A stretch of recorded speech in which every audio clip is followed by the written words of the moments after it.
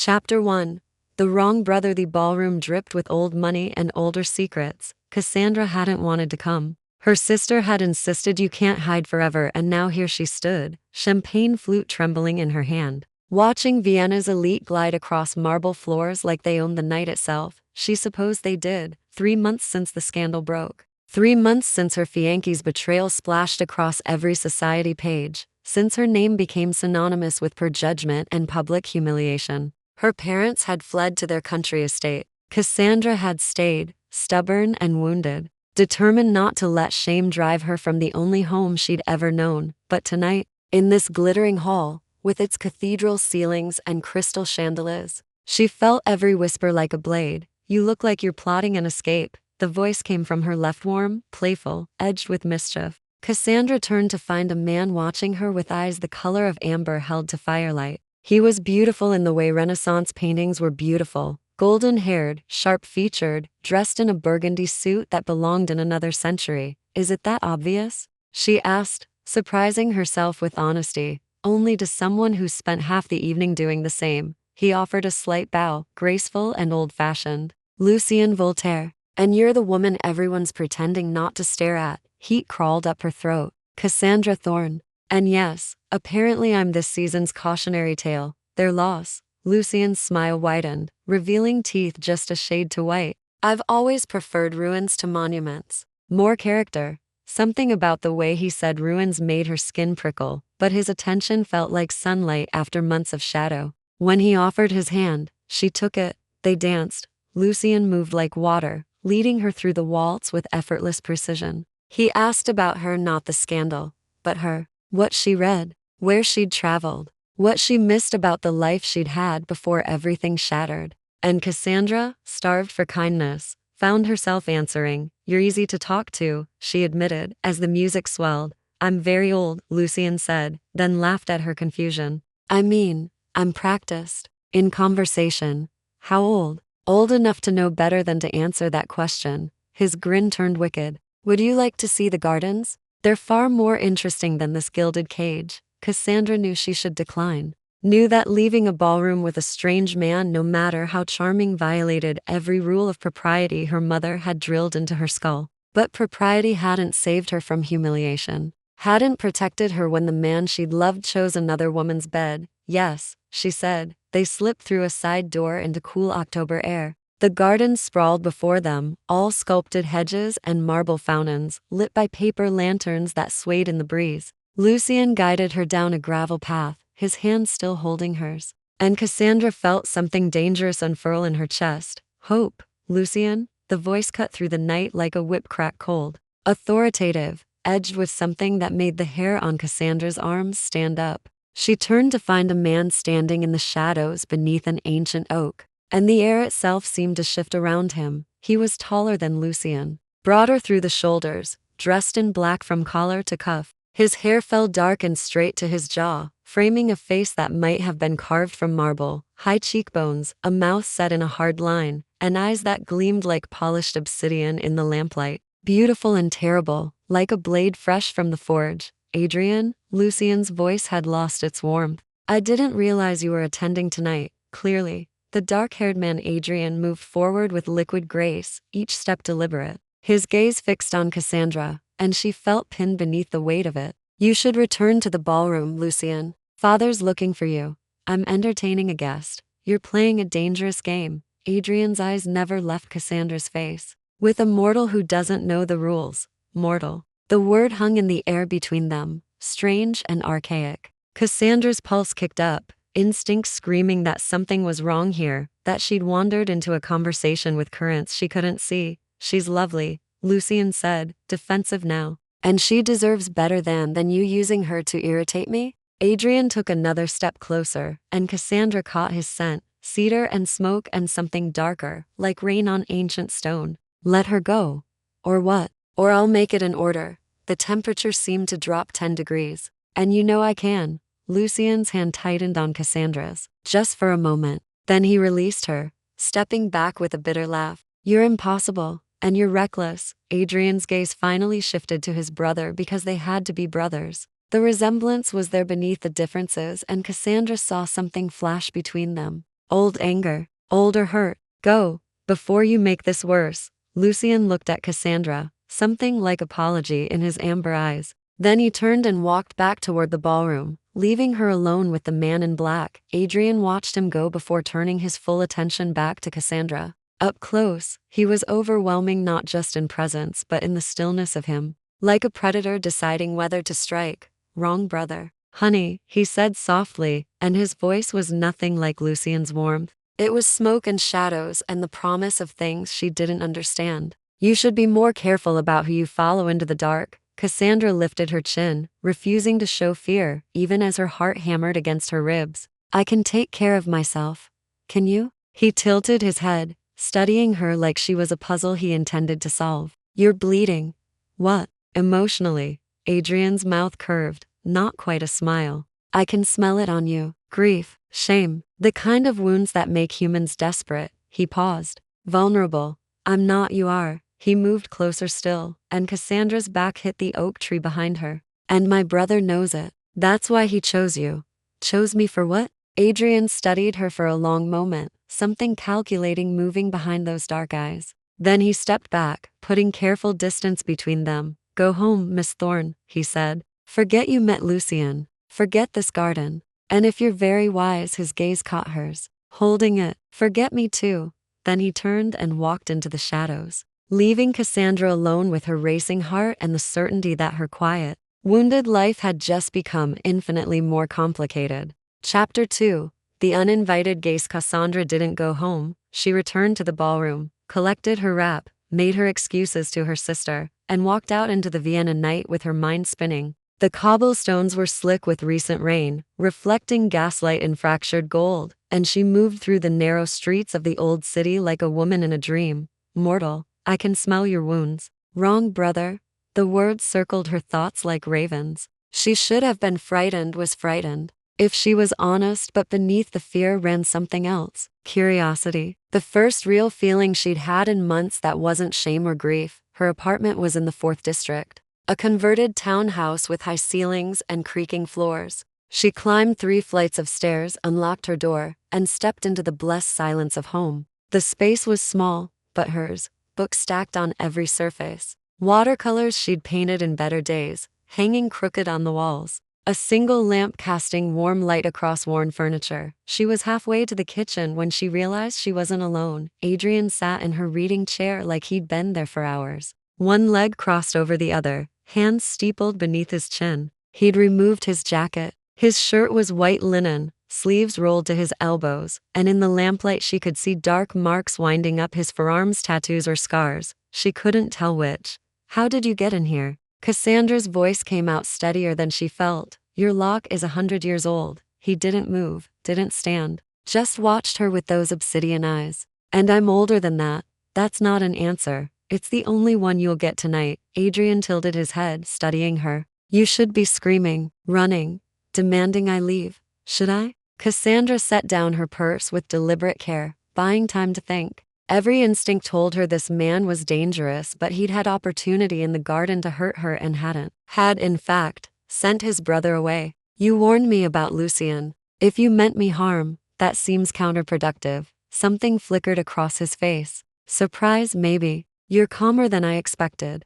I'm terrified, she admitted. I'm just good at hiding it. Yes. His gaze traveled over her face like he was reading a book written in a language only he understood. You are. Cassandra moved to the sideboard, poured herself 2 fingers of brandy with hands that only trembled slightly. She didn't offer him any. Why are you here? My brother is reckless. Adrian stood in one fluid motion, and Cassandra realized he moved wrong to smooth to fast, like gravity affected him differently. He brought you into our world without permission, without preparation. That puts you in danger. Your world. She took a sip, let the burn ground her. You said mortal earlier. Like you're not.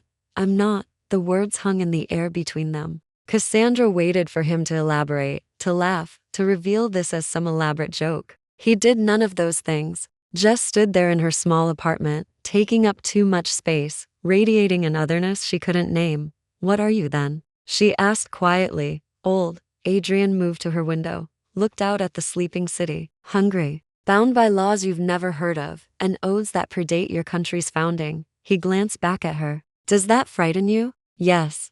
Good. Fear might keep you alive. Cassandra set down her glass. You're speaking in riddles. If you're here to warn me, then warn me clearly. What is Lucien? What are you? And why does it matter that I spoke to him? Adrian was silent for a long moment. When he spoke again, his voice had changed, lost some of its edge, gained something that might have been weariness. My family is old, Miss Thorne. Older than this city, than most of the empires that have risen and fallen across Europe. We've survived by following rules, maintaining balance, respecting the boundaries between your kind and mine. He turned to face her fully. Lucien doesn't respect boundaries. He sees a pretty mortal woman, wounded and vulnerable, and thinks she'll make a lovely distraction. A pet. I'm not anyone's pet, no, Adrian said, and something in his tone made her breath catch. You're not. That's why you're in danger. From Lucien? From what happens when you refuse him. Adrian crossed the room in 3 strides, stopping just close enough that she could feel the cold radiating off him, not fever cold, but the deep chill of a winter lake. My brother doesn't hear no often. When he does, he becomes creative. Cassandra's heart hammered. And you're here to protect me from your own brother? I'm here because you're a complication I don't need. But his eyes said something different, something complex and contradictory. Lucien plays games. I clean up the mess. Usually that means arranging for mortals to forget, to move on with generous compensation and carefully planted memories. But you, he stopped, jaw tightening. You're already half broken. The kind of influence required to make you forget could shatter what's left. The brutal honesty of it stole her breath. So what do you suggest? Stay away from my family. Don't accept invitations. Don't answer the door if Lucien calls. Live your quiet life and let us fade into the strange dream you had one October night. And if I don't? Adrian's expression went very still. Then I'll have to make choices I'd prefer to avoid. Like what? Like deciding whether you're worth the war. It would start with my brother. Worth the attention it would draw from the other houses. Worth, he stopped himself, something flickering behind his eyes that looked almost like pain. You're mortal, Miss Thorne. You have 70, maybe 80 years if you're lucky. We count time in centuries. You're not worth the cost. The words should have stung. Instead, Cassandra heard the lie beneath them, the way his voice caught on worth. The tension in his shoulders, the careful distance he maintained, like proximity itself, was dangerous. You're hurt, she said suddenly, noticing what she'd missed before. A dark stain spreading across his white shirt, just above his ribs. You're bleeding. I heal. But his hand moved to the wound, pressing against it. Eventually. That's not eventual. Cassandra moved toward him on instinct, reaching for the buttons of his shirt. That's his hand caught her wrist, gripped like iron sheathed in ice. Don't. Why not? Because I'm hungry, Miss Thorne. His eyes had changed, she realized, still dark, but with something burning behind them now. And you smell like everything. I've denied myself for longer than you can imagine. So unless you want to become very personally acquainted with what I am, I suggest you step back. Cassandra should have been terrified, should have pulled away, demanded he leave, called for help. Instead, she looked at the blood seeping through his shirt and thought about 3 months of being treated like broken glass. Of pity and whispers and careful distance. This man, this thing wasn't treating her like she was fragile. He was treating her like she was dangerous. Let me help, she said quietly. Then tell me the truth about what you are. All of it. Adrian stared at her for a long moment, something shifting in his expression. Then slowly, he released her wrist. You're going to regret this, he said. Probably, Cassandra agreed. But I'm tired of playing it safe. Safe got me engaged to a liar and humiliated in front of Vienna's finest. Adrian's mouth curved, not quite a smile, but close. All right, Miss Thorne. But don't say I didn't warn you. He sat back down in her reading chair, and Cassandra fetched her sewing kit with hands that had finally stopped shaking. She had no idea what she was inviting in, but for the first time in months, she felt awake. Chapter 3. The Truth in Blood. Cassandra had sewn up torn hems and mended split seams, but she'd never tended a wound like this. Adrian unbuttoned his shirt with steady fingers, revealing pale skin marked with old scars, some silvered with age, others darker, like burns that had never fully healed. The fresh wound cut across his ribs, deep and vicious, edges too clean to be accidental. What did this? She knelt beside the chair, thread and needle ready, a blade. Adrian watched her face, searching for revulsion. Silver alloy. Burns like acid, takes weeks to heal properly. Silver. The word tasted like folklore. Like the stories. Most stories have a kernel of truth. He winced as she cleaned the wound with brandy-soaked cloth. Though we're not quite as flammable as literature suggests, Cassandra threaded the needle, surprised by how steady her hands were. You wanted the truth. Adrian's voice was low, intimate in the lamplight. Are you certain you're ready for it? She met his eyes. I'm sitting in my apartment at midnight with a strange man who broke into my home and bleeds wrong. I think we're past ready. Fair enough. He leaned back, giving her access to the wound. My family, the Voltaire line, were what your kind calls vampires. Though that word carries too much myth. We're older than the name, older than the superstitions. We were here when Vienna was a Roman camp, when these streets were dirt paths through forest. Cassandra's hands paused. She'd expected evasion, metaphor, not this blunt confession. Vampires. We prefer House Voltaire. Or simply the blood. Adrian didn't flinch as she began stitching, though the wound must have hurt. We're one of 7 great houses in Europe. Each controls territory, maintains order among our kind, and most importantly ensures mortals remain unaware. The masquerade. Her needle moved in careful rhythm. You hide, we survive. Something bitter edged his tone. 500 years ago, your kind hunted us nearly to extinction. Now we're stronger, but we learned the lesson. Secrecy is survival. Any vampire who endangers the masquerade faces execution, and Lucien endangered it by talking to me. Lucien danced with you in public, which is fine, but taking you to the gardens alone, at night, that crosses lines. Adrian's jaw tightened. He was showing off, demonstrating he could claim a mortal right under the other house's noses, under my nose, and I'd have to allow it, or risk appearing weak. Cassandra tied off a stitch. You're rivals, we're brothers. The word carried weight, complicated and dark. But yes, also rivals. She worked in silence for a moment, processing. You said you're hungry. For what? Blood. Adrian said it simply, without drama. We require it to survive. Not much a pint every few days will sustain us. More, if we're injured, fighting, or exerting ourselves. And you get it how? Carefully, consensually, from willing donors who understand what we are. We have protocols, contracts, safeguards. His eyes tracked her hands as she worked. The old ways, hunting, killing, treating mortals like cattle, that's forbidden now. Has been for generations. Any vampire who breaks the feeding laws faces final death. Final death. Cassandra started on the next stitch. As opposed to regular death, we're difficult to kill. Sunlight burns, but doesn't destroy unless we're exposed for hours. Stakes are useless. You'd need to completely destroy the heart or sever the spine. Decapitation works, as does fire, if it's hot enough. He paused. And silver, obviously, slows healing, causes excruciating pain. The blade that did this was meant to weaken me, not kill. Who attacked you? Adrian was quiet for a long moment. House Constantine. Eastern European line. Old grudges, older ambitions. They think Voltaire has grown soft, that Vienna's ready to fall under new management. And have you? She glanced up at him. Grown soft? His smile was blade sharp. Do I seem soft to you, Miss Thorne? No, he seemed like coiled violence wrapped in careful control, like a sword still sheathed, but ready to strike. Cassandra returned to her stitching, hyper-aware of his proximity, the cold radiating from his skin, the way he watched her with unblinking intensity. Why didn't you heal this yourself? She asked.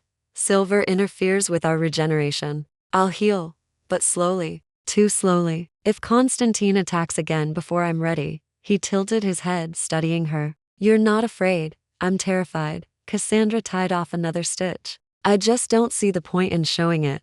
Most mortals would be screaming by now. Or fainting. Possibly both. Most mortals weren't publicly humiliated by Vienna's most eligible bachelor 3 months ago. She met his dark gaze. My capacity for shock has been thoroughly exhausted. Adrian laughed, a short, surprised sound that transformed his face. For a moment he looked younger, less burdened. I'm beginning to understand why Lucien was interested. Because I'm broken? Because you're resilient. The humor faded from his eyes. Lucien likes things that bend but don't break. Sees them as challenges. Cassandra finished the last stitch, tied it off, and sat back on her heels. And you? I prefer things that know when to yield and when to fight. Adrian looked down at her handiwork, then back at her face. You're good at this. My governess insisted I learn needlework. Said it built character. She started cleaning up, needing something to do with her hands. I always hated it, but I suppose it's useful for stitching up midnight visitors who claim to be vampires.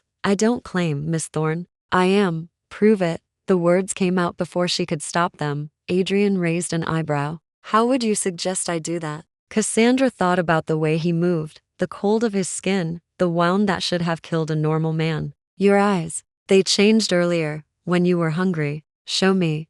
That's dangerous. So is everything else about tonight. Adrian studied her for a long moment. Then, deliberately, he let something slip, the careful mask he wore, the humanity he mimicked. His eyes darkened, pupils expanding until they swallowed the iris, and behind them something ancient and hungry stirred. When he smiled, his teeth were sharp, not the dramatic fangs of stories, but predator's teeth, made for tearing flesh. Cassandra's breath caught. She should have been afraid, was afraid, but beneath the fear ran a current of something else: fascination, recognition. She knew what it meant to hide what you were, to wear a mask until you forgot your real face. Satisfied? Adrian's voice had roughened, gone deeper. Yes, her heart hammered. You can stop now. He blinked, and the otherness receded. His eyes returned to dark, human seeming, his teeth to normal. But Cassandra had seen what lived beneath, and she couldn't unsee it. You should be running, Adrian said quietly. Where would I go?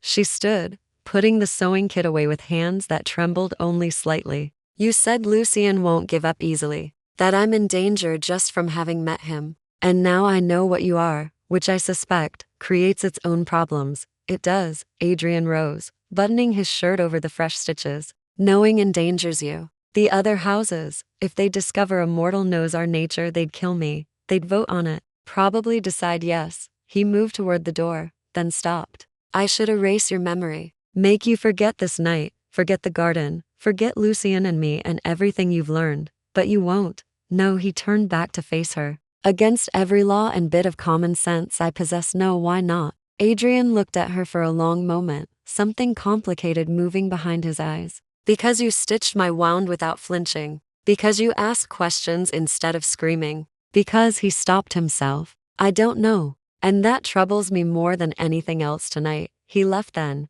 moving to the window instead of the door, slipping out into the darkness like smoke. Cassandra rushed to look, but he was already gone. No ladder, no rope, just vanished into the October night. She stood there for a long time, touching the window where his cold hand had rested, wondering what she'd invited into her carefully rebuilt life, and knowing, with absolute certainty, that she'd see him again. Chapter 4. Threads of Silver. Cassandra didn't sleep. She sat at her window watching the city breathe in the pre-dawn darkness, replaying every moment. The cold press of Adrian's skin, the hunger in his eyes, the casual way he'd spoken of death and blood and centuries like they were common currency. Vampires, house politics, blood oaths. She should have been questioning her sanity. Instead, she was questioning what came next. Morning arrived in shades of gray, Vienna waking under October clouds. Cassandra dressed carefully, high-necked blouse, practical skirt, her mother's cameo at her throat.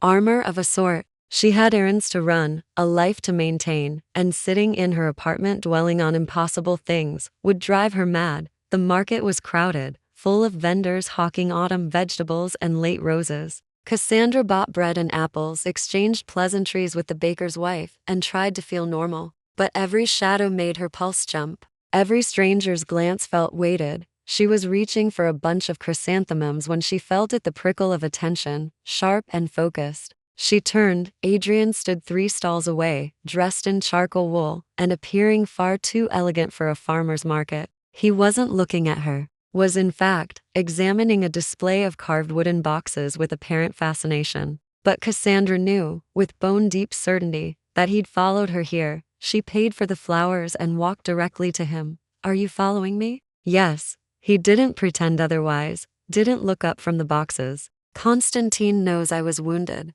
They'll be watching, waiting for vulnerability. If they see you're connected to me, they'll use me against you. Cassandra kept her voice low, aware of the crowd. So your solution is to shadow my every move? Until the treaty negotiations are complete, yes. Adrian finally met her eyes. I told you that you were a complication, and I told you I can take care of myself, against mortal threats perhaps. Against a vampire who's lived for 100 years and doesn't care about the laws? He selected a small wooden box, examined its hinges. You'd last minutes. The bluntness stung. Then teach me.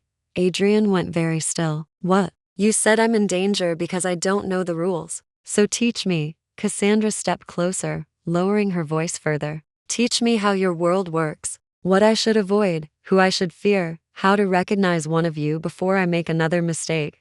He stopped, jaw tightening. Unprecedented. We don't educate mortals about our kind. It violates a dozen protocols, but you're not going to erase my memory. She watched his face. Are you? Adrian was silent for a long moment. Then softly, no, then I'm already a violation. Might as well make me a useful one. He looked at her with something that might have been reluctant admiration. You're remarkably pragmatic for someone whose world just shattered. My world shattered 3 months ago when my fiancé chose my cousin over me. Cassandra selected an apple from her basket, bit into it with deliberate casualness. Learning vampires exist barely registers. Adrian's mouth curved. I'm beginning to think you're dangerous, Miss Thorne. Good. She swallowed, met his dark gaze. Maybe that will keep your brother away. Something shifted in his expression, approval mixed with concern. Lucien won't stay away. Especially not if he learns you've been spending time with me. Is there rivalry between you, or something more?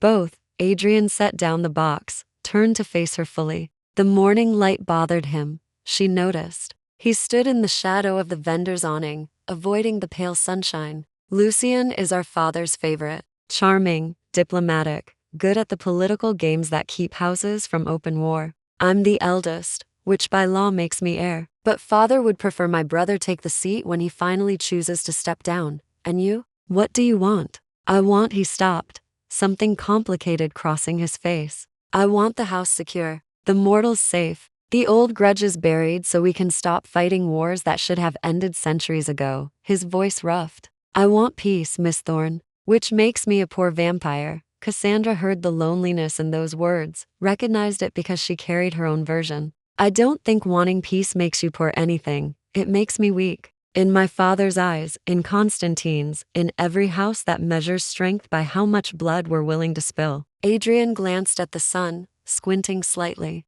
Come, I need to get out of this light, and you need to understand what you've walked into. He led her through narrow streets to a coffee house tucked into a medieval building, all dark wood and darker corners. They took a table in the back, away from windows, and Adrian ordered coffee he wouldn't drink, while Cassandra tried to organize her thoughts. The great houses, she began. You said there are 7? In Europe. More scattered across the world, but these 7 hold the real power. Adrian leaned back, comfortable in the shadows. Voltaire in Vienna, Constantine in the East, Budapest, Prague, sometimes Moscow, Desang in Paris, Noctis in Rome. The others shift territories, follow power and population, and you're at war with Constantine, not open war. More like a very aggressive negotiation. His fingers drummed the table, restless. They want Vienna, want the territory, the influence, the access to Central European politics. My father's been holding them off for centuries, but he's tired.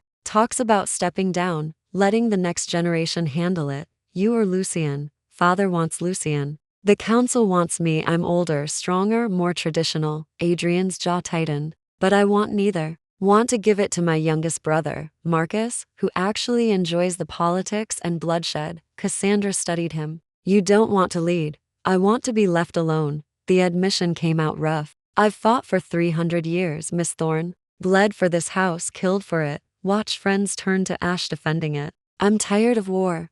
Then why not walk away? Because if I do, Lucien takes over. And Lucien, Adrian stopped, choosing words carefully. My brother is brilliant and charming, and utterly without conscience when it suits him. He'd sacrifice mortals to gain advantage. Would make deals with Constantine that endanger every human in the city if it meant securing power. But you wouldn't. No, his eyes met hers, dark and certain. Which is why I can't leave. Can't step aside. Can't choose peace over duty. The weight in those words pressed against Cassandra's chest. She thought about her own cage, the expectations, the scandal, the narrow life she was expected to live because she'd made one mistake in judgment. What if there was another way? She asked quietly. There isn't. What if you didn't have to choose between duty and peace? What if you could change the house from within, make it something different than what your father built? Adrian laughed, but there was no humor in it. Spoken like someone who doesn't know how vampires work. We're bound by tradition, by blood oaths older than your civilization. Change comes at glacial pace, if it comes at all. Everything changes eventually. Cassandra wrapped her hands around her coffee cup. Even glaciers move. He looked at her for a long moment, something shifting in his expression. You're optimistic. I'm stubborn. She smiled slightly. There's a difference. Adrian's mouth curved a real smile this time, brief and transforming. I'm beginning to see that. The coffee house door chimed. Adrian's gaze snapped to the entrance, and Cassandra felt him tense like a wire pulled taut. She turned to look. A woman stood in the doorway, tall and pale, with hair like spun silver. She wore black silk that looked centuries out of date, and when her eyes swept the room they gleamed red in the dim light. Constantine, Adrian breathed. The woman smiled, revealing teeth too sharp for humanity. Then she started walking toward their table. Chapter 5. Blood and Silver. Adrian stood in one fluid motion, placing himself between Cassandra and the approaching woman, Irina. His voice carried a warning. This is neutral territory. The accords permit conversation. Irina's accent was Eastern European, musical and cold. She stopped 3 paces away, head tilted like a cat studying prey. Surely the noble Adrian Voltaire doesn't fear mere words? I fear nothing you could say. But his shoulders remained tense, battle ready. State your business. Irina's gaze slid past him to Cassandra, and something predatory flickered in those red eyes.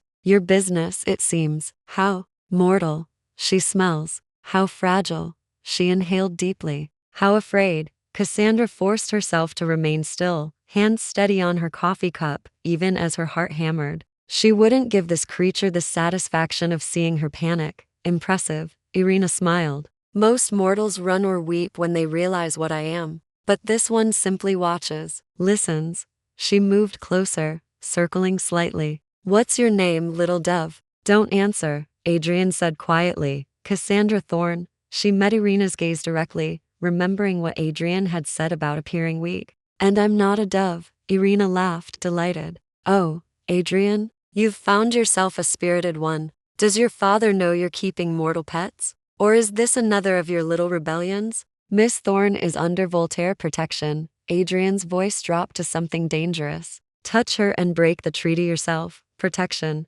Irina stopped circling, studied them both with calculating intelligence. Interesting choice of words. One grants protection to assets, to valued property. Her smile sharpened. Or to lovers. She's neither. Then why the silver wound across your ribs? Why the sleepless night? I can read in your eyes. Irina moved closer still, and the air temperature dropped. We've had you watched, Adrian. Saw you enter her apartment at midnight. Saw you leave at dawn, wounded and weakened. She paused. The council will be fascinated to learn the Voltaire heir is compromised by mortal entanglement. Cassandra felt the trap closing. Whatever this was, politics, positioning, a move in some larger game, she'd become a piece on the board without understanding the rules. What do you want, Irina? Adrian asked. Simple. The silver-haired vampire produced a letter, sealed with red wax. Deliver this to your father. Tell him House Constantine demands formal acknowledgement of our territorial claims by the winter solstice.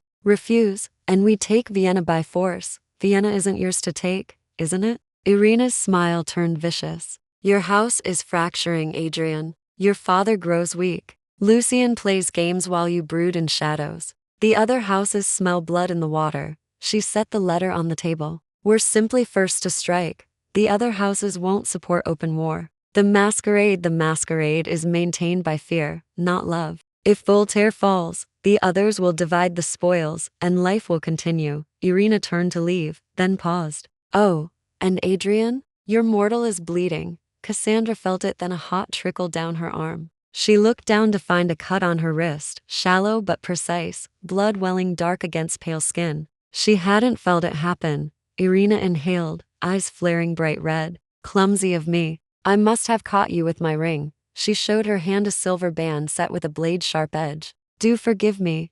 The coffee house had gone silent. Cassandra realized with creeping horror that every patron was watching them, still as statues. Eyes reflecting red in the dim light. They're all, she whispered. Constantine's people. Yes, Adrian's hand found hers, pressure steady. Don't show fear. Don't run. Irina breathed in the scent of Cassandra's blood like perfume. She smells exquisite. Grief and shame make the blood sweeter. Did you know? All that emotional pain, steeping like tea. She met Adrian's gaze. I understand the temptation. But really, Adrian, you've always been so disciplined, so controlled. To risk everything for a mortal snack seems unlike you. Leave. Now. Adrian's voice had gone flat, deadly. Or treaty be damned. I'll tear out your throat in this coffee house, and let the other houses sort the mess. Temper, temper. But Irina stepped back, motioning to her people. They rose as one, a coordinated movement that made Cassandra's skin crawl. Winter solstice, Adrian. Deliver the message. And do try to keep your pet alive until then. I'd hate for her death to be on my conscience. They filed out like shadows, leaving Cassandra and Adrian alone in the suddenly empty coffee house. Adrian moved immediately, wrapping her wrist in his handkerchief with gentle efficiency. Are you hurt anywhere else? No, I don't think. Cassandra stopped, watching his face. His eyes had darkened again, pupils blown wide, and he held her wrist like it was made of glass. You can smell it. The blood. Yes. His voice had roughened. We should leave. I need to get you somewhere safe. And I need to. He stopped, jaw clenching. I need distance. You're hungry. She said it as fact, not question. I'm always hungry around you. The admission came out strained. Your blood sings, Miss Thorne. Has since the garden. Most mortals smell like food, pleasant, appetizing, but simple. You smell like. He stopped, releasing her wrist. We need to leave. Cassandra stood, letting him guide her toward the back exit. But as they moved, she caught sight of the letter Irina had left, red wax seal gleaming like a bloodstain. The winter solstice, she said. That's 2 months away. Yes. What happens if your father refuses their demands? War. Adrian pushed open the door, scanning the alley beyond. Open conflict. Mortals will die, hundreds, maybe thousands, caught in crossfire they can't see or understand. The masquerade will fracture, and every house in Europe will descend on Vienna to claim what's left. The weight of it pressed against Cassandra's chest. Can he accept their terms? And give them Vienna? Adrian's laugh was bitter. That's surrender. Voltaire would become a vassal house, stripped of power and territory. My father would rather die.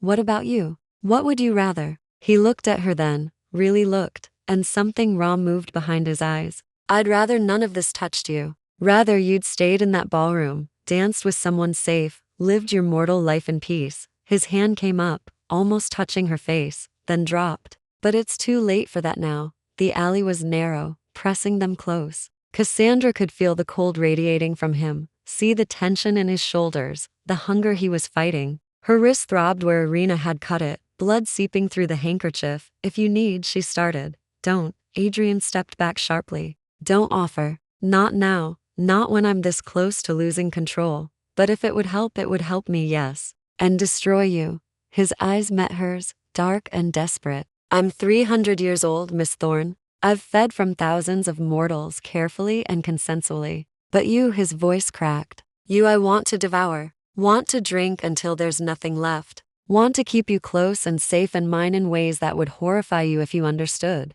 The confession hung between them, raw and dangerous. Cassandra should have been terrified, should have run. Instead, she stepped closer. Then teach me to understand, she said quietly. Because I'm not running. Not from you.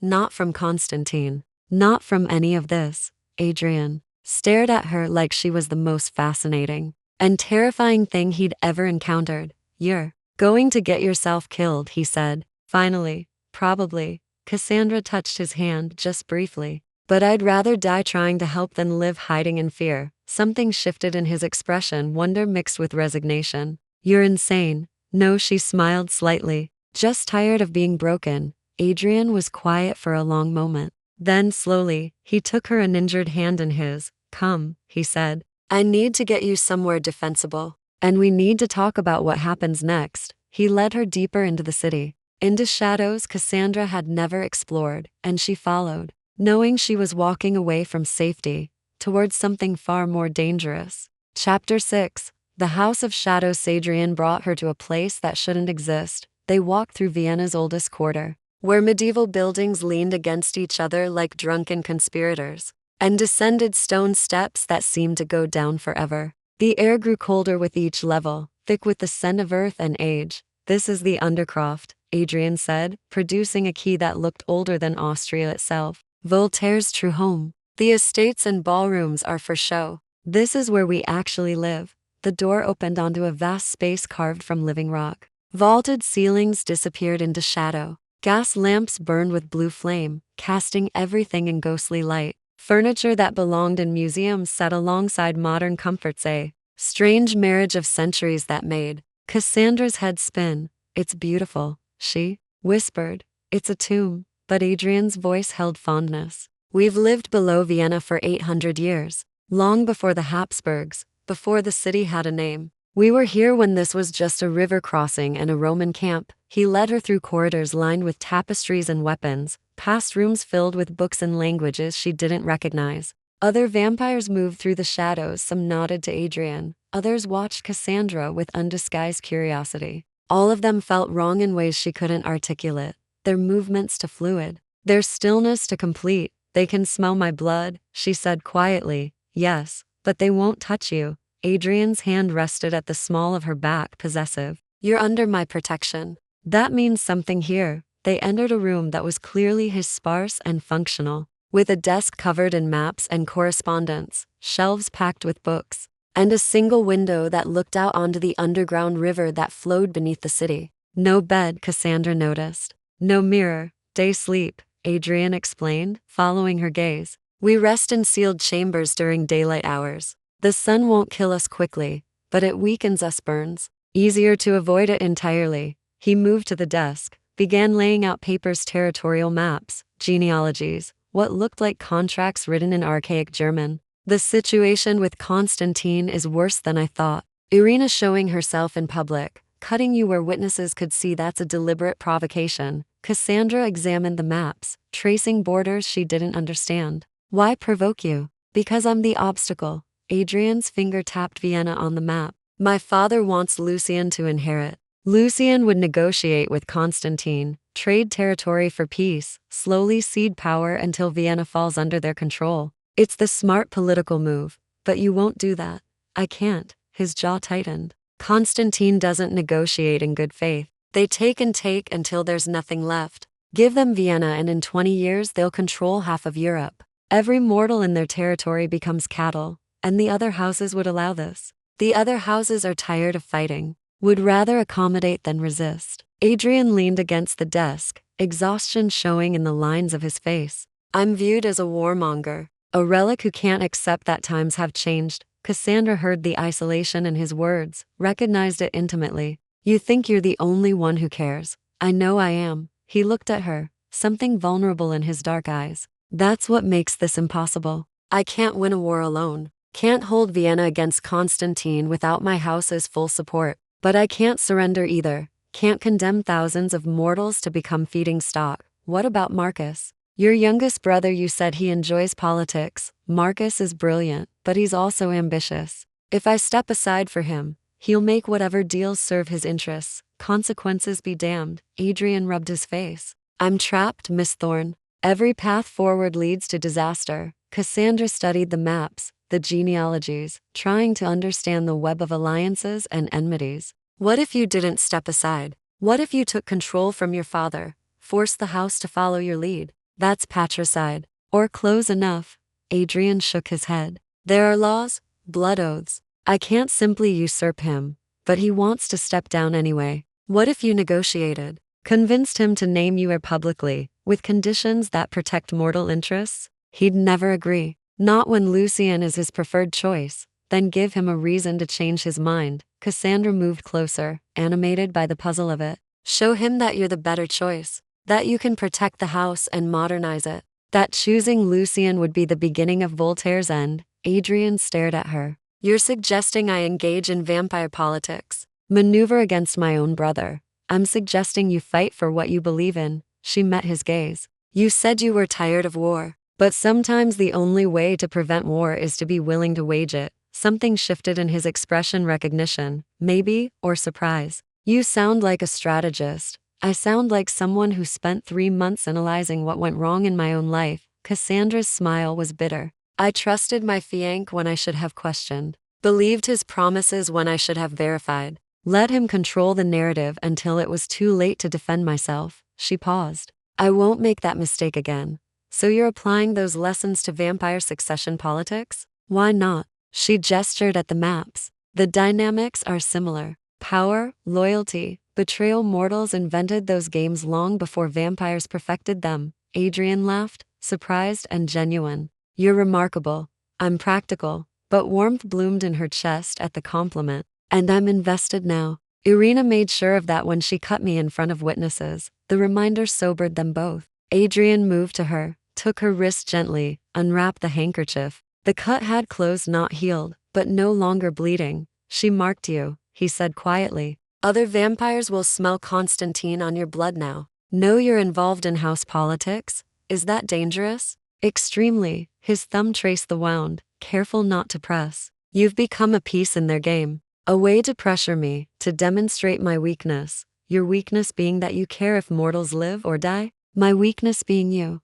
The words came out rough. He was still holding her wrist, still standing too close, and Cassandra could see the hunger in his eyes, the want he was fighting. I should never have let you stitch my wound. Should have erased your memory that first night and walked away, but you didn't. No, his voice dropped to barely a whisper. I didn't. The underground river rushed beyond the window, filling the silence between them. Cassandra was hyper-aware of his proximity, the cold radiating from him, the way his eyes tracked the pulse in her throat. Earlier, she said carefully, you said my blood sings to you. What does that mean? Adrian released her wrist, stepped back like distance might save them both. It means you're dangerous to me in ways I don't fully understand. Means every instinct I've honed over 3 centuries screams at me to either claim you or kill you, because leaving you alive and free is the one thing I can't afford. Which would you choose? If you had to? He looked at her for a long moment, something tortured in his expression. I don't know. And that terrifies me more than Constantine, more than war, more than anything I've faced in 300 years. A knock at the door interrupted them. Adrian's posture shifted instantly from vulnerable to guarded, soft to sharp. Enter, he called. A young vampire stepped in, pale and nervous. My lord, your father requests your presence. He's received House Constantine's ultimatum and wishes to discuss response strategy. The vampire's eyes flicked to Cassandra. He specifically requests you come alone. Adrian's jaw tightened. Tell him I'll be there shortly. The vampire bowed and left. Adrian turned back to Cassandra, conflict written across his face. You can't take me, she said, understanding. It would confirm Irina's accusations. Yes. He moved to a cabinet, withdrew a silver knife twin to the one that had wounded him. Stay here. Don't open the door for anyone except me. If something happens, if I don't return, he pressed the knife into her hand. Use this. Silver kills us, but only if you destroy the heart or sever the spine. Don't hesitate. Don't show mercy. Adrian, promise me. His hands gripped her shoulders. Promise you'll fight to survive. I promise. She held the knife, felt its weight. But you're coming back. I'll try. He touched her face, just briefly, his fingers ice cold against her skin. You're already changing everything, Cassandra Thorne. I just hope we both survive it.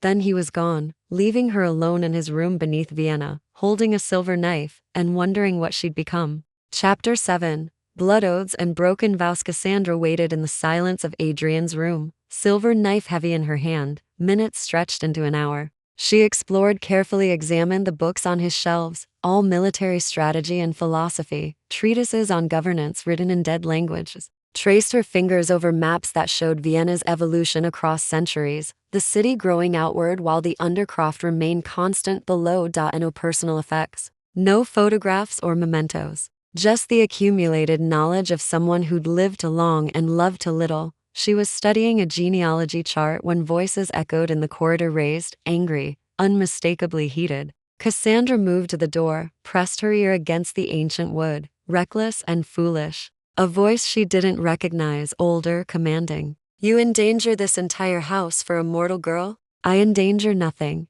Adrian's voice, cold and controlled. She witnessed Constantine aggression, became a target through no fault of her own. Protection was the only option. Protection? A different voice, younger, honeyed. Lucian, is that what you call bringing her to the undercroft? Keeping her in your private chambers? Where else would I keep her safe from your machinations, brother? My machinations? Lucien laughed. I danced with a pretty woman at a party. You're the one who's made her a political incident. You baited me. Adrian's voice sharpened. Knew I'd intervene. Wanted to create exactly this situation so you could point to my instability as reason I shouldn't lead. Silence. Then the older voice spoke again. Is this true, Lucien? Father, I merely answer me. A pause. I saw an opportunity to demonstrate that Adrian's judgment is compromised. That he lets emotion override strategy. Lucien's tone shifted, becoming reasonable. Which this entire situation proves.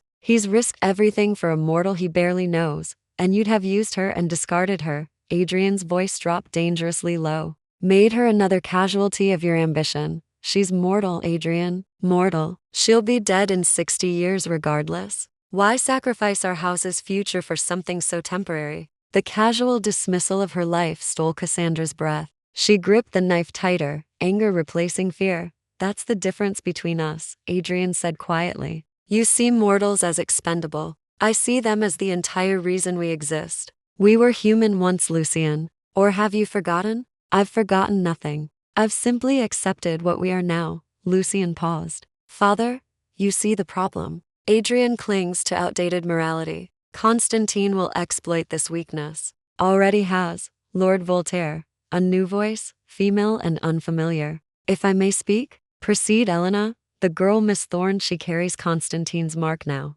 Their blood is in her wound. Every vampire in Vienna can smell the claim. The woman's voice carried weight, authority. If we release her unprotected, Constantine will take her, use her against us. She knows too much about our movements, our vulnerabilities, then erase her memory, Lucien suggested. Send her home with false recollections and be done with it. No, Adrian's refusal was absolute. Adrian, his father, started. I said no, steel in his voice now. She saved my life. Tended my wounds, didn't run when any sane mortal would have fled. I won't violate her mind as reward for courage. Then what do you propose? The older vampire, their father, sounded tired. We can't keep her here indefinitely. Can't protect her from Constantine without dedicating resources we need elsewhere. And we certainly can't let her wander Vienna. Knowing our nature, Cassandra held her breath, waiting for Adrian's answer. There's one option, he said slowly. One that protects her, binds her to the house, and shields her from Constantine's influence. No, Lucien's voice went sharp. Adrian, you can't be serious. What option? Their father asked. A blood oath. Adrian spoke carefully, deliberately. If she consents, I could bind her to me. She'd be under my direct protection, subject to no other vampire's will. Constantine couldn't touch her without breaking covenant law and triggering war with every house in Europe. Silence fell like a blade. A blood oath. The woman, Elena, said carefully. That's unprecedented for a mortal who isn't a donor or servant, but not forbidden, Adrian countered. It's also permanent, Lucien snapped. Binding. You'd be tied to her for her entire mortal life, responsible for her safety, her actions, her choices. One oath-bound mortal is a curiosity. But if she dies under your protection, if Constantine kills her despite the binding, then I'm honor-bound to exact vengeance. Yes, I understand the terms. This is insane. Lucien's control cracked. Father, he's proposing to oath-bind himself to a mortal woman he's known for days. This isn't protection, it's obsession, is it? Their father's voice had gone quiet, thoughtful. Adrian, look at me. Tell me truthfully. Is your judgment compromised? A long pause. Cassandra pressed closer to the door, desperate to hear. Yes, Adrian said finally. My judgment regarding Cassandra Thorne is entirely compromised. She matters to me in ways I don't fully understand, ways that probably make me unfit to lead. He paused. But my judgment regarding Constantine is clear. Regarding the house's future, regarding the mortal population we're meant to protect, that's clearer than it's ever been. Because of her? Elena asked. Because of what she represents. Adrian's voice strengthened. She's mortal, wounded, vulnerable, and still braver than half the vampires in this house. Still fought to understand rather than flee. Still offered help when she should have been running for her life. He paused. If one human can show that kind of courage, we owe it to all of them to be worthy of it. Silence. Then their father spoke. The blood oath is your decision, Adrian. But understand, if you do this, you're declaring your position.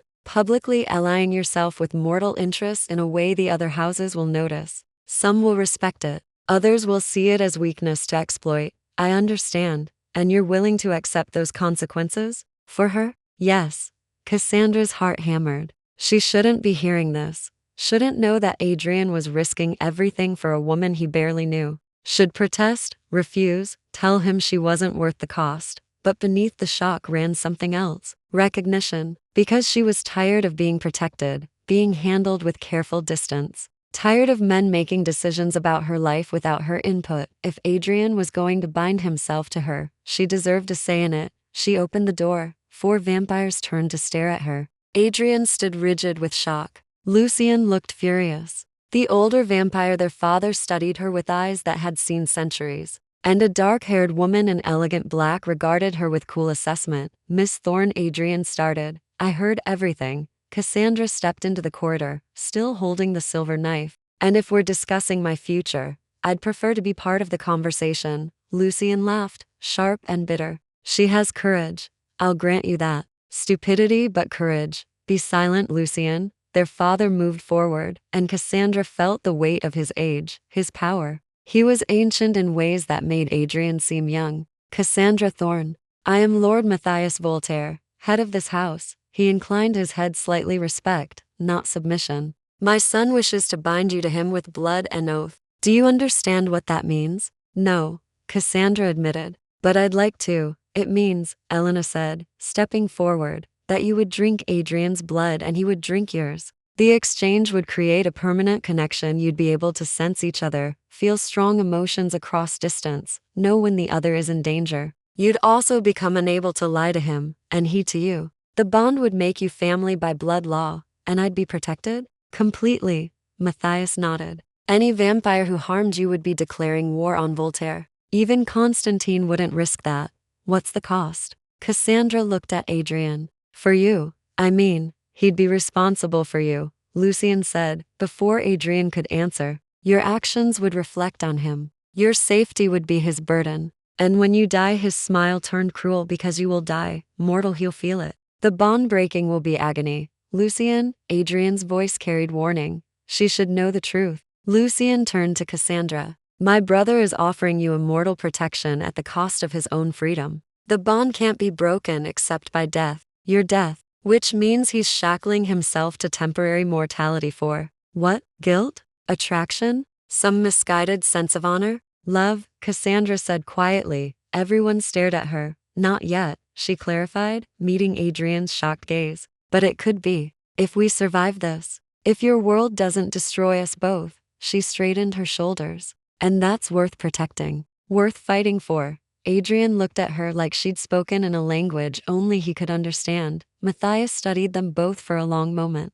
Then slowly, he smiled. Very well, he said. Adrian, if you wish to oath bind yourself to this mortal woman, you have my permission. But do it properly, with witnesses and ceremony. Let the other houses know that Voltaire protects its own. He turned and walked away, Elena following. Lucien lingered, fury in his amber eyes. You're making a mistake, he told Adrian. Probably. Adrian didn't look away from Cassandra. But it's mine to make. Lucien's gaze cut to Cassandra, sharp and assessing. Don't get too comfortable, mortal. Bonds can be broken. And mortality is fragile. Then he too was gone, leaving Cassandra and Adrian alone in the corridor. You shouldn't have come out, Adrian said softly. Yes, I should have. Cassandra moved closer. If we're doing this, if you're binding yourself to me, I need to choose it too. Freely.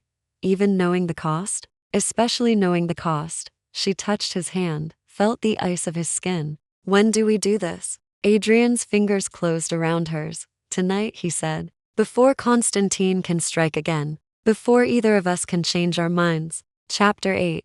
The binding. The prepared her in a room carved from black stone. Lit by candles that burned without smoke, Elena, who served as Voltaire's chief advisor, explained the ritual with clinical precision. The blood oath is ancient, predates modern vampire law by millennia. It requires consent from both parties, witnesses from the house, and an exchange of blood performed under specific conditions. Cassandra stood in the center of the room while Elena circled her, assessing. You'll drink first. Adrian's blood will taste wrong, cold, thick, nothing like mortal blood. Your body will reject it initially. You must keep it down.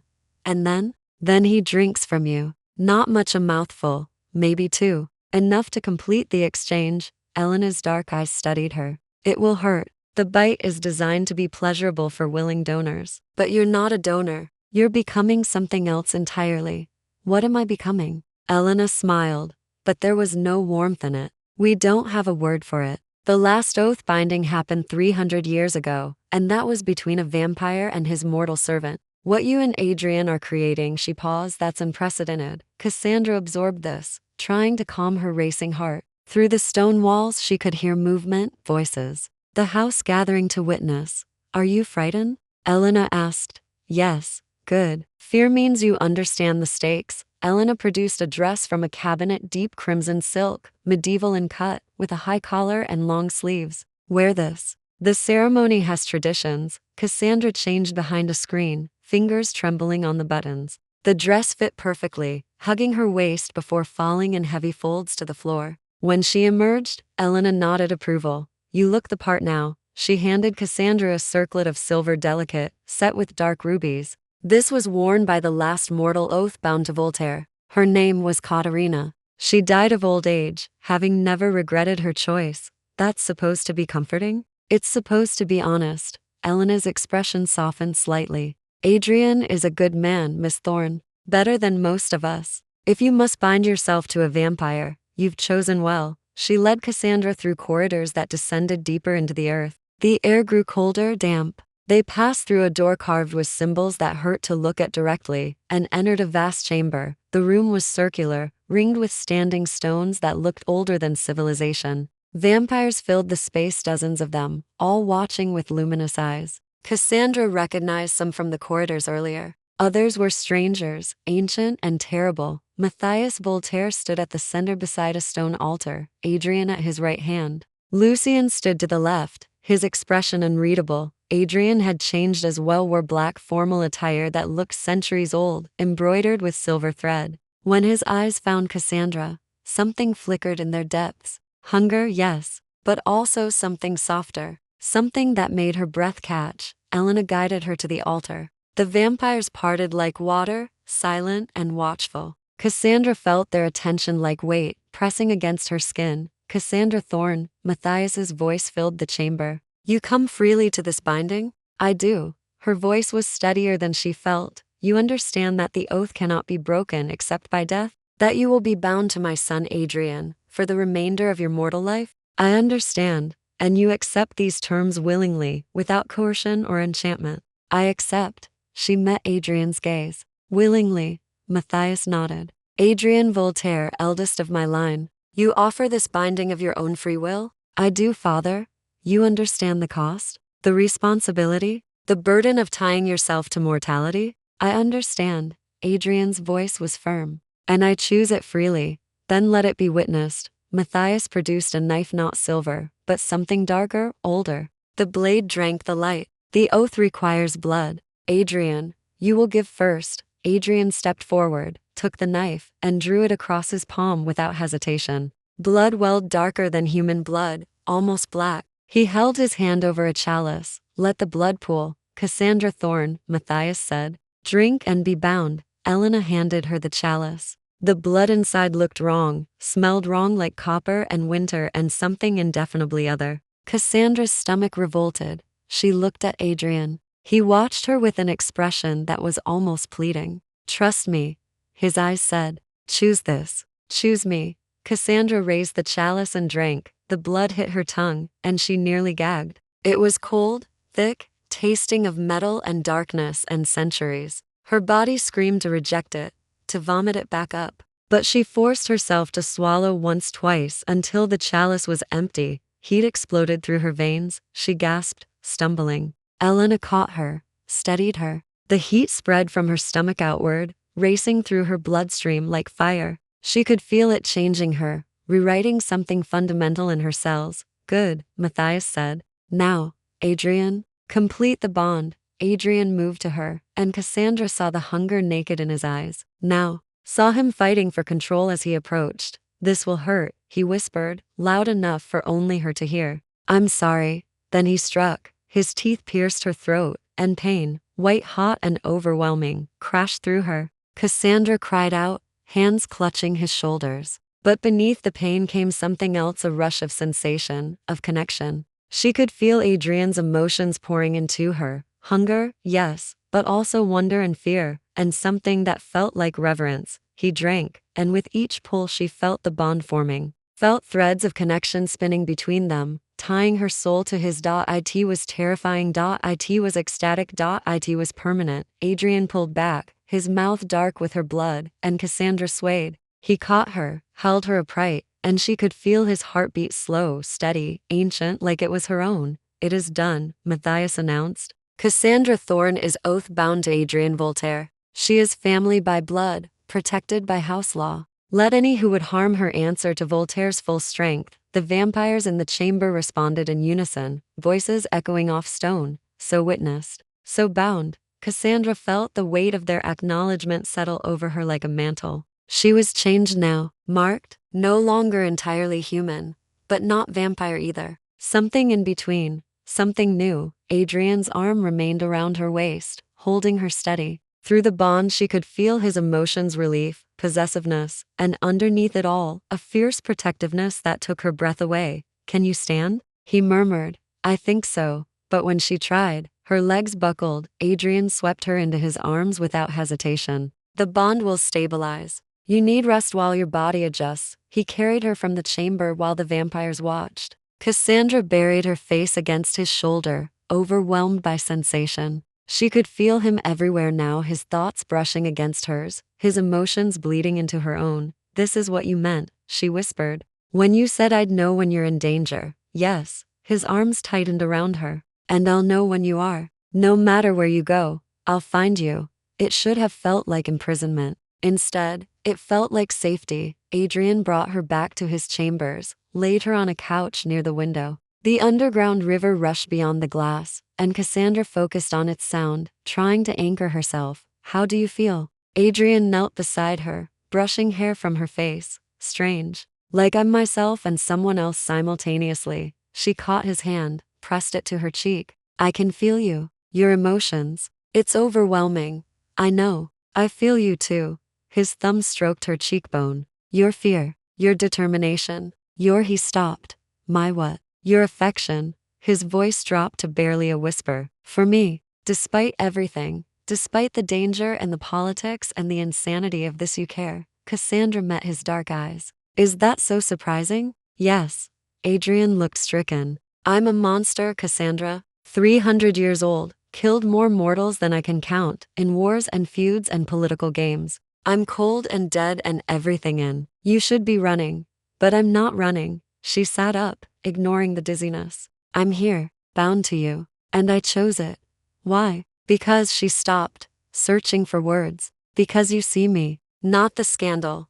Not the broken woman everyone pities. You see, the person I could be. The person I want to be.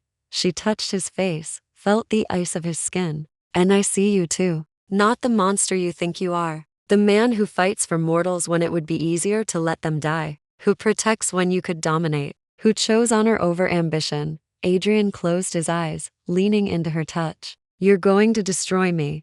Or save you. Cassandra smiled slightly. We'll find out which. A knock at the door shattered the moment. Adrian stood instantly, positioning himself between Cassandra and the entrance. Who is it? Lucien. His brother's voice carried urgency. We have a problem. Constantine has moved. They're attacking the northern quarter. The siege has begun. Chapter 9. The siege. Adrian armed himself with brutal efficiency. Cassandra watched from the couch, still weak from the binding, as he strapped on weapons that looked medieval and deadly. A sword at his hip, silver daggers crossed at his back, something that might have been a war axe. Stay here, he ordered, not looking at her. Lock the door. Don't open it for anyone except me or Elena. Adrian, Cassandra. He turned, and his eyes blazed with emotion she could feel echoing through the bond. Fear for her, rage at Constantine, grim determination. Please, I can't fight if I'm worried about your safety. She wanted to argue, to insist she could help. But the truth was, she'd be a liability. She was still mortal, still fragile, and the bond was too new for her to be anything but a distraction. Be careful, she said instead. Something in his expression softened. He crossed to her,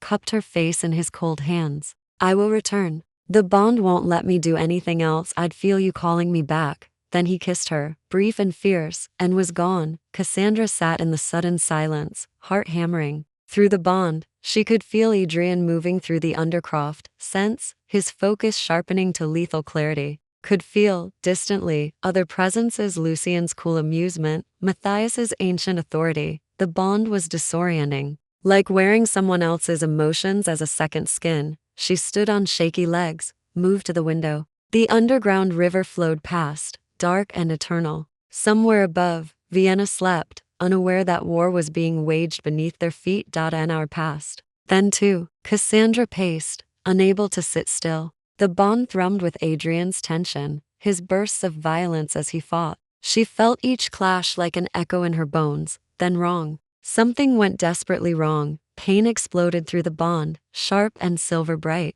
Adrian's agony crashed into her, and Cassandra screamed, doubling over. She felt the blade sink into his side, felt his blood pour hot and fast, felt his shock as the wound refused to heal. Silver. They'd use silver again. She staggered to the desk, gripped it for support. Through the bond, she felt Adrian falling, felt Lucian pulling him back, felt the retreat beginning. They were losing. Cassandra's mind raced. She was useless in a fight, had no supernatural strength or speed, but she'd survived 3 months of social warfare in Vienna, had learned to think strategically, to find advantages where none seemed to exist. She looked around Adrian's room with new eyes. Maps, weapons, books on military strategy, and there a schematic of the Undercroft's tunnels, showing entrances and exits, weak points and choke points. Constantine had attacked the northern quarter, which meant they'd entered through the old Roman passages, the ones that connected to the catacombs. Adrian's forces would be trying to hold the main corridors, fighting a defensive battle. But what if they didn't have to? Cassandra studied the map, tracing routes with her finger. The northern passages connected to the river access points. If Constantine was pushing south, they'd have supply lines stretched thin. And there a narrow tunnel that bypassed the main conflict, leading directly to their likely staging area. It was insane. Suicidal? Probably. But Cassandra was tired of being protected, tired of being useless. She grabbed the silver knife Adrian had given her, tucked it into her dress, found a dark cloak hanging by the door and wrapped it around her shoulders. Then, before she could change her mind, she unlocked the door and stepped into the corridor. The Undercroft was chaos. Vampires rushed past her, some wounded and bleeding, others grim-faced and armed. No one stopped her. She wore Voltaire colors now, the crimson dress marking her as house. She moved against the flow, heading north while everyone else fled south. The bond screamed warnings. Adrian had felt her leave the room, felt her moving toward danger. She felt his terror spike, felt him trying to disengage from combat to reach her. I'm sorry, she thought, not knowing if he could hear. But I can help. Trust me. She found the tunnel from the map narrow, carved from living rock, lit by guttering torches, moved through it with her heart in her throat, listening for movement. The sounds of battle echoed from the main corridors, steel on steel, screams that didn't sound human. The tunnel opened into a wider chamber, and Cassandra froze. Constantine vampires filled the space, 10, maybe 12, preparing weapons and tending wounded. This was their fallback position, their supply depot. Take it out and they'd have nowhere to retreat. She had no idea how to take out 12 vampires, but she noticed what they were standing on: wooden crates stamped with merchant marks, supplies. And there, in the corner, barrels that smelled of lamp oil. Cassandra's hand tightened on the silver knife. Vampires burned. She crept along the tunnel wall, staying in shadow. Reached the nearest barrel and used the knife to pry it open. Oil sloshed inside, pungent and thick. She looked around wildly for something to use as a fuse, found old rope coiled near the crates. Working quickly, hands shaking, she soaked the rope in oil, dragged it from the barrel to the tunnel entrance, leaving a trail. Found another barrel, another rope, created a web of oil-soaked fuses leading to every corner of the chamber. The vampires were distracted, focused on the battle reports filtering in. Cassandra grabbed a torch from the wall, said a prayer to any god listening, and touched flame to rope. Fire raced along the fuses like a living thing. The first barrel ignited with a roar. Flames exploded upward, catching on the wooden crates, spreading faster than thought. The vampires screamed sounds of genuine terror as fire consumed their staging area. Cassandra ran. She pelted back through the tunnel, smoke chasing her, heat scorching her back. Behind her, the chamber became an inferno, vampires shrieking as ancient flesh caught fire. The sound would haunt her nightmares. She burst into the main corridor and straight into Adrian's arms. He crushed her against him, fury and relief warring in his expression. "What did you do?" "Cut off their supply line," Cassandra coughed, lungs burning from smoke. "They can't retreat now, can't resupply. They'll have to withdraw or die." Adrian stared at her like she'd grown a second head. Then, impossibly, he laughed. "You brilliant, insane woman." Around them, Voltaire vampires were rallying. Word spread of the fire, of Constantine's position collapsing. Matthias appeared covered in blood, but an injured Lucian at his side. "Who set the fire?" Matthias demanded. "I did." Cassandra straightened, meeting his gaze despite her terror. "They were using the northern chamber as a staging area. I destroyed it."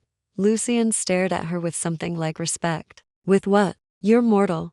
"With oil and rope and a basic understanding of tactics." She looked at Adrian. "You were losing. I found a way to change that." Matthias studied her for a long moment. Then he smiled sharp and approving. Perhaps this oath binding wasn't such a mistake after all. He turned to his assembled forces. "Constantine is broken. Press the advantage. Drive them from our territory." The vampires surged forward with renewed vigor. Adrian held Cassandra back, checking her for injuries with desperate efficiency. "You could have died," he said roughly. "But I didn't." She caught his hands. "And now you're winning. At what cost?" He touched her face, smudged with soot. "You took years off my life if I had a life to lose." Through the bond, Cassandra felt his emotions, terror at how close she'd come to death, pride in her courage, and underneath it all, something fierce and possessive that made her pulse quicken. "I'm not fragile," she said quietly. "Stop treating me like I'll break. You're mortal." "Fragile is definitional. I'm oath-bound to the most dangerous vampire in Vienna." "I think my definition just changed." Adrian pulled her close, buried his face in her hair. She could feel him shaking, not from fear, but from the effort of not crushing her, not claiming her, not giving in to every possessive instinct. The bond had amplified. "When this is over," he said against her temple. "We're discussing your definition of helping." "When this is over," Cassandra countered. "You're going to thank me."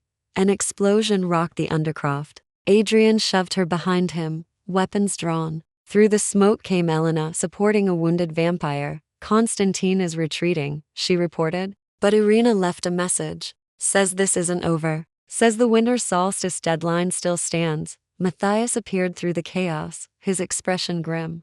"How many did we lose?" "3 dead. 7 wounded badly enough they'll need weeks to recover." Elena's gaze cut to Cassandra. "The mortal's fire killed 6 Constantine vampires. Wounded for more." "Good." Matthias nodded. "Let them remember that Voltaire protects its own. Even our mortals are deadly." He strode away, issuing orders. Lucian lingered, studying Cassandra with new eyes. "I underestimated you," he said finally. "Won't make that mistake again." There was respect in his voice, but also something darker. Warning, maybe. Or promise. Then he too was gone, and Cassandra sagged against Adrian. "I need to sit down," she admitted. "You need to sleep.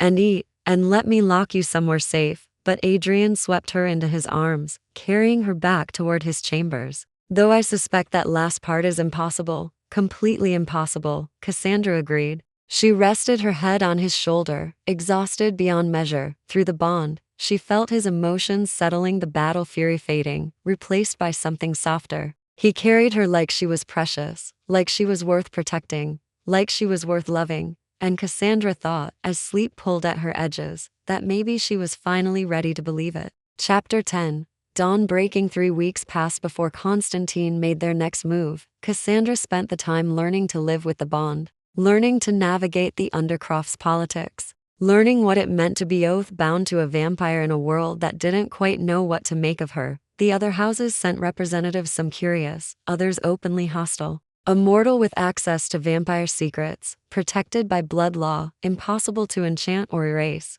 She was a liability, they said, a security risk. But Matthias held firm. She's family now. And family protects family. Adrian spent his days preparing for what would come at winter solstice. training his forces, shoring up defenses, reaching out to potential allies. And his nights he spent with Cassandra. They talked about his 3 centuries of life, about her 26 years, about the weight of immortality and the sweetness of mortality, about fear and hope, and the strange space they occupied between 2 worlds. Do you regret it? Adrian asked one evening, lying beside her on the floor of his chambers, watching the underground river flow. The oath? Being tied to this? No. Cassandra turned to face him, traced the line of his jaw. Do you? Never. He caught her hand, pressed it to his chest, where his heart beat slow and steady. Though I wake each day terrified something will take you from me, I'm not that easy to kill, she smiled. I destroyed Constantine's staging area with rope and oil. I think I can handle myself. That's what terrifies me. But his lips curved. You're supposed to be the fragile mortal I protect. Instead, you're setting ambushes and making the other houses nervous. Good. Let them be nervous. Cassandra sobered. Winter solstice is 2 weeks away. What happens if your father refuses Constantine's demands? War. Adrian's expression went grim. Real war. Not skirmishes and border conflicts, but open battle. Mortals will die. The masquerade will fracture. Everything we've built for centuries will collapse. And if he accepts, we become vassals. Constantine controls Vienna, and every mortal in this city becomes potential feeding stock for their vampires. His hand tightened on hers. I can't allow that, so we find another option. Cassandra sat up, mind working. There has to be a way to avoid both outcomes. I've been searching for 3 weeks. There isn't? Then we create one. She moved to his desk, examined the maps and treaties scattered there. Constantine wants power. Vienna represents political influence, access to Central Europe. What if you gave them something else? Something they want more? There's nothing they want more than Vienna, isn't there? Cassandra tapped the eastern territories on the map. Irina said the other houses are watching, waiting to see if Voltaire falls, so they can divide the spoils.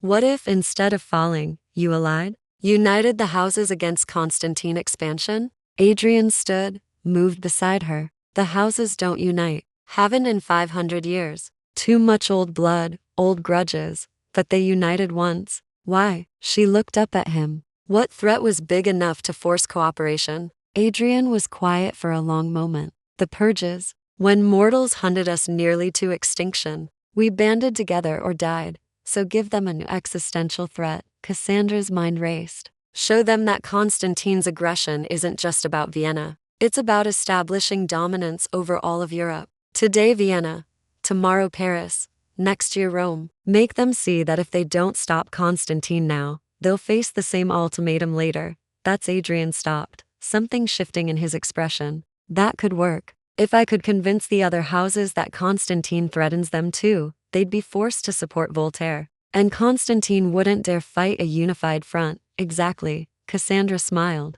Politics instead of war. Alliances instead of bloodshed. Adrian stared at the maps with new eyes. I'd need proof. Evidence that Constantine has ambitions beyond Vienna. Then find it. You have 2 weeks and an entire house of vampires with centuries of experience in espionage. She touched his arm. Use them. He looked at her with wonder and something deeper. How are you so calm about this? We're discussing vampire politics that could reshape Europe, because 3 months ago I thought my life was over. Thought I'd spend the rest of my days in shame, alone, broken. Cassandra met his dark gaze. You gave me purpose again. Gave me a reason to be brave. I'm not wasting that. Adrian pulled her close, rested his forehead against hers. I don't deserve you. Probably not, she smiled. But you're stuck with me anyway. Blood oath, remember? He kissed her then slow and deep, pouring 3 weeks of restraint and longing into it. Cassandra melted against him, feeling his emotions through the bond. Desire, yes, but also reverence. Like she was something precious he couldn't quite believe he was allowed to touch. When they broke apart, both breathing hard, Adrian's eyes had darkened to that inhuman black. I should let you rest, he said roughly. I'm not tired. Cassandra, I trust you. She touched his face, felt him shudder. I've seen the worst of what you are, and I'm still here. Still choosing this. Choosing you.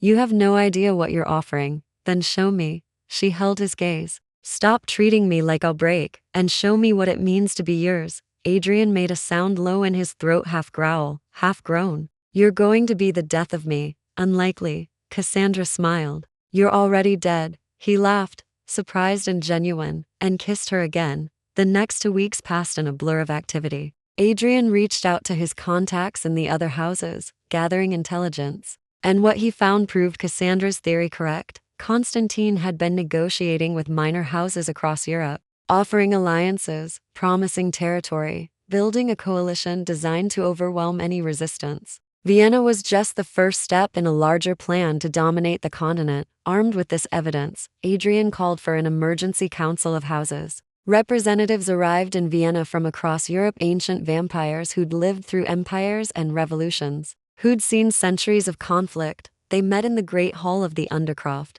a space designed to impress and intimidate. Cassandra watched from the gallery above, oath-bound, but not entitled to speak in formal council. Below, Adrian presented his case with devastating precision. Constantine wasn't seeking one city. They were seeking everything. And if the houses didn't unite now, they'd fall one by one. The debate raged for hours. Some supported immediate action. Others argued for neutrality. A few suggested accommodation, give Constantine what they wanted and hope it satisfied them. Then Matthias Voltaire stood. I have led this house for 700 years, he said, voice carrying the weight of ages. I have seen empires rise and fall. I have buried friends and enemies alike. And I have learned one truth above all others. Appeasement is not peace. It is merely delayed conflict. He looked around the chamber. My son Adrian has shown you proof of Constantine's ambitions. Proof that Vienna is merely the beginning. You can choose to stand with us now, or you can wait and face them alone later.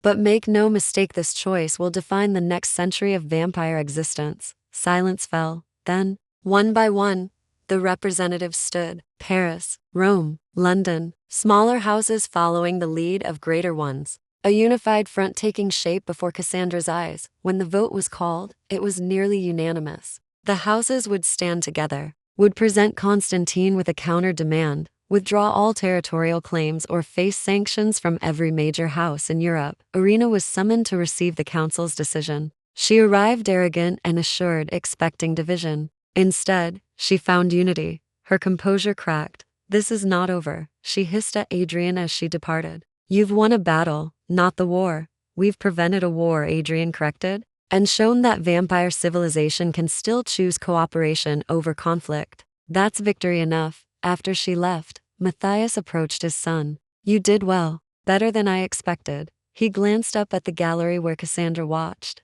And you're mortal. She was right about the strategy. Perhaps oath binding her wasn't madness after all. She's remarkable, Adrian said simply. She's also watching you like you hung the moon. Matthias's expression softened. Don't waste it, Adrian. Mortal lives are short. Don't spend hers in shadow. That night, as Vienna slept above, and the Undercroft celebrated below, Adrian found Cassandra on the bridge overlooking the underground river. We won, he said, joining her at the railing. You won, she smiled. I just pointed in the right direction. You changed everything. Adrian turned to face her, took her hands in his. 3 weeks ago I was resigned to war or surrender. Now I'm watching houses that haven't cooperated in centuries working together. Because of your insight, because you were willing to listen. Cassandra squeezed his hands. What happens now? Now Constantine withdraws or faces unified opposition. Either way, Vienna is safe. He paused. And I have a question for you. Ask. The oath binds you to me for your mortal life. 60, maybe 70 years, if you're lucky. His dark eyes searched hers. What if you didn't have to be mortal? Cassandra's breath caught. You're asking if I want to become a vampire. I'm asking if you want forever. Adrian's voice dropped. With me, I know it's soon. I know we've only had weeks together. But the bond, Cassandra, I feel what you feel. Know your heart. And if there's any chance you might want eternity instead of decades, yes. He stopped. Yes? Not today. Not this year. Cassandra touched his face. I want to live as a mortal first. Experience humanity while I still can. But someday, when I'm ready, yes. I'll choose forever with you. Adrian pulled her close, buried his face in her hair. Through the bond she felt his emotions, relief and joy and love so fierce it stole her breath. I'll wait, he promised. However long you need. Good. She pulled back to smile at him. Because I'm not done being human yet. There's still so much I want to do. Like what? Like kiss you under stars instead of stone, she gestured at the cavern ceiling. Like show you what sunrise looks like when you're not afraid of it. Like living, Adrian laughed, the sound echoing off ancient stone. Then let's live. However many years you have left as mortal, let's make them count. He swept her into his arms, spun her around like they were dancing in that first ballroom. And Cassandra laughed, free and unburdened for the first time in months. She'd come to Vienna broken, seeking to rebuild a life shattered by betrayal. Instead, she'd found a vampire who saw her strength, a bond that transcended mortality, and a future that stretched beyond anything she'd imagined. The wrong brother, Irina had called it, but standing in Adrian's arms, feeling the bond between them pulse with life and promise, Cassandra knew she'd chosen exactly right, the best brother, the right brother, her brother, bound by blood and oath, and something far more powerful than either, love.